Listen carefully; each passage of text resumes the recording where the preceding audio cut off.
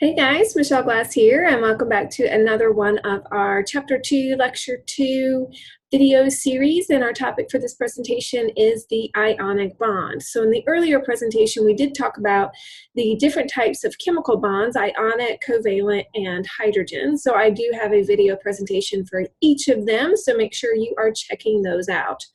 To start, ionic bonds all involve ions, so we do need to take a few minutes and make sure we understand what this term is referring to.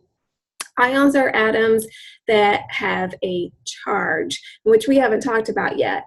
In our previous discussions, we talked about the subatomic structure of an atom, and we said we're going to just assume that the proton number, the neutron number, and the electron number is equal.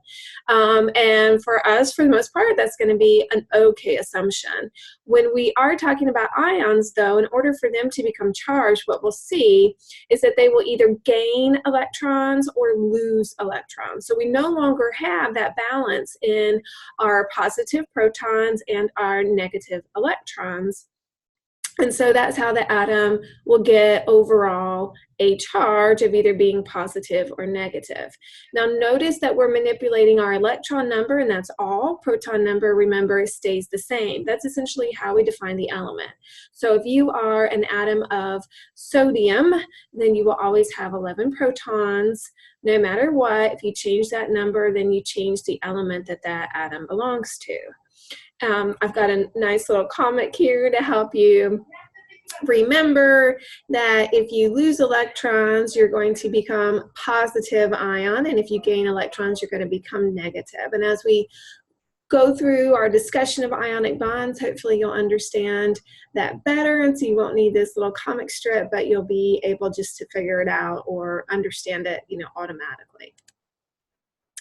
When we're talking about ions, we're going to, in this course, be talking about sodium, potassium, chloride, and calcium ions primarily. We'll see all four of these in our anatomy and physiology coursework. For our non-majors biology, we'll see a little bit of sodium and potassium in our discussions, but we won't really talk as much about these other ions, but you might see them coming up, either this semester or in the future. A key catchphrase for our ionic bond is a transfer of electrons. So what we're going to see happening is when an ion is gaining electrons or losing electrons, that's happening because it's transferring those electrons to another atom.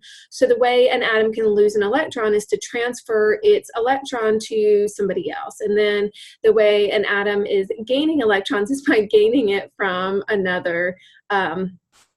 And so I like to use the catchphrase description that an ionic bond is a transfer of electrons. Sometimes people will talk about it as a gain or loss of electrons. So of course you can use that as well. It's saying the same thing, right?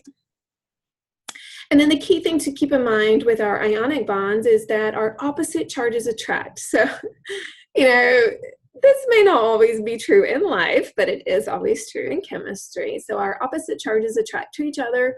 We've already sort of talked about that when we talked about the structure of the atom. The way that those electrons are kind of held in place is that they're orbiting the atomic nucleus, which is full of a positive charge. So those negative charged electrons are attracted to the positive charge of those protons.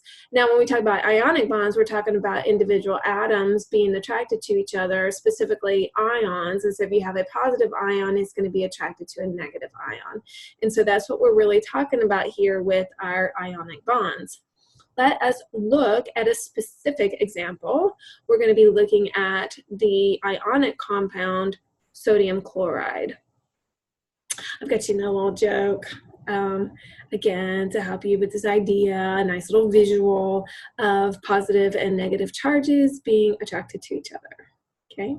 All right, so here we go. We're ready for our actual ionic bond here. This is our sodium chloride compound, and all I've done here is drawn first our sodium atom. So we know from our periodic table of elements that sodium has atomic number of 11, so that means it has 11 protons. We are going to assume that it has 11 neutrons in its nucleus, and we're going to draw it here with all 11 electrons.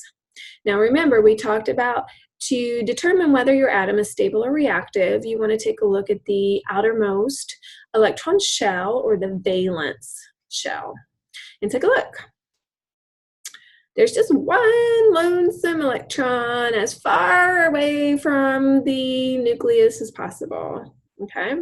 So we definitely have a reactive sodium atom, right? Okay, then let's draw chlorine. Chlorine has atomic number of 17. So we're going to put 17 protons, 17 neutrons in the nucleus, and we're going to draw our 17 electrons. And take a look. We have, again, another empty or unpaired valence electron. You see it? So again, chlorine is going to be, lost my word there, it's going to be reactive, right? So here we have two reactive atoms. They both have incomplete valence electrons. And what will happen if they are in proximity of each other automatically? Sodium is going to throw that extra electron away. So it's basically going to be like, hey man, you want to take my extra electron? And chlorine is going to say like, hell yeah, give me that one, buddy. And so this is the transfer, right?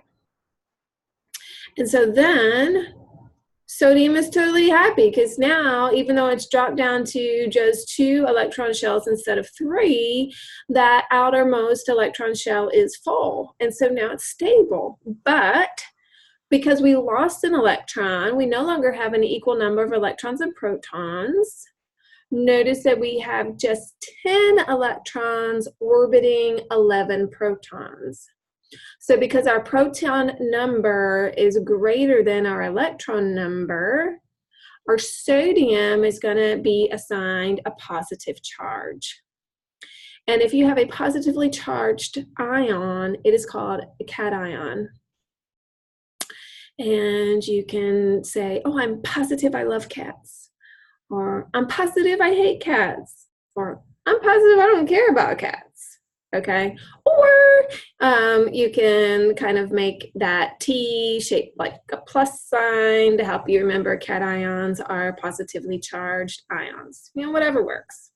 All right, on the other side of the bond or screen here, we have our chlorine. So look at our chlorine.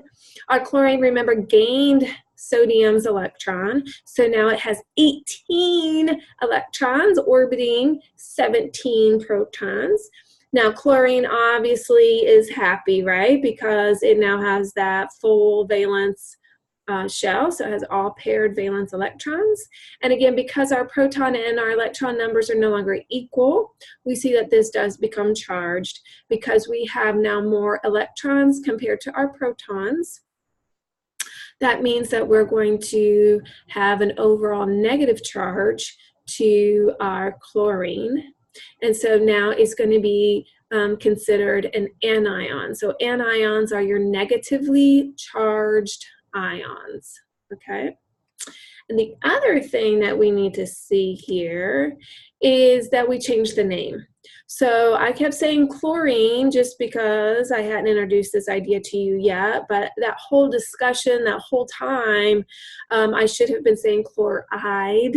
Chloride, the IDE ending indicates that it is an anion. And just by convention, we are going to always list our cation first and our anion second when we are doing ionic compounds. So this is called sodium chloride.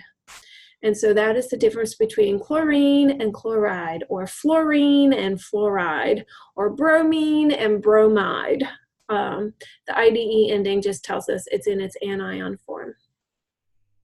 And then the last thing to keep in mind, the reason that this is a compound that stays together is because of those opposite charges. So because opposite charges attract, the sodium ion and the chloride ion are going to hang out together. This is your table salt. It does form a crystal because you're going to see that the sodium wants to be as much as possible surrounded by chloride, and the chloride wants to be as much as possible surrounded by sodium, but you don't want sodiums too close to each other, and you don't want chlorides too close to each other, and so that's how you get the crystal configuration. All right, that's it.